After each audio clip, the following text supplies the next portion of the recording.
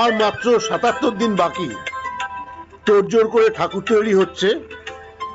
তবে এই ছবিগুলো কিন্তু এই বছরের নয়, সব গত বছরের তোলা। এই বছর এখনো ঠাকুর রং করাই হয়নি, তবে মাটি পড়ে গেছে। মানে মাটি তো দুবার করে মাটি দেওয়া হয়, সেকেন্ড টাইমও মাটি দেওয়া হয়ে গেছে ঠাকুরকে।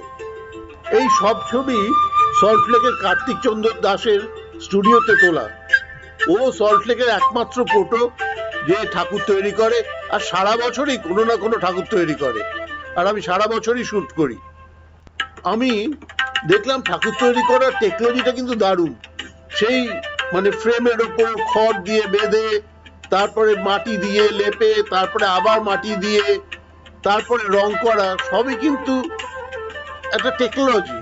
এই ছবিটা গত বছর পাবলিশ হয়েছিল দ্য টেলিগ্রাফের সল্টলেক এডিশনে, চশমা পরা অসুর।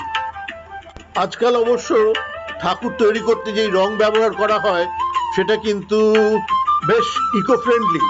তবে এই সব রঙই কিন্তু অ্যাক্রাইলিক বেসড, আর অ্যাক্রাইলিকেও কিন্তু খুব একটা বায়োডিগ্রেডেবল নয়। তবে আগে যা রং ব্যবহার করতো তার থেকে অনেক গুণ ভালো। অবশ্য এই জন্য ঠাকুরের দামও বেড়ে গেছে কিছুটা।